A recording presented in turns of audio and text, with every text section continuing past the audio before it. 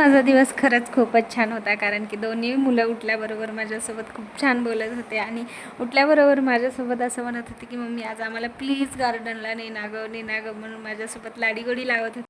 तर उठल्याबरोबर मग त्यांना होकार दिल्यानंतर सगळे दोघं पण खुश झाले. म्हटलं चला आज संडे आहे तर तुम्हाला दोघांना पण गार्डनला घेऊन जाते. त्याबरोबर आधी उठल्याबरोबर सगळे आतरून वगैरे काढून घेतले, झाडू मारून घेतला, जी काही सकाळची कामे होती ती सगळे व्यवस्थित आवरून घेतली आणि मुले पण खूप खुश झाले होते, कारण की त्यांना आज गार्डनला नेणार होते. सगळ्यात आधी बाहेरचे सगळे कामं आवरून मी आधीच घेतले होते. आंघोळ वगैरे सगळं झालेलं होतं.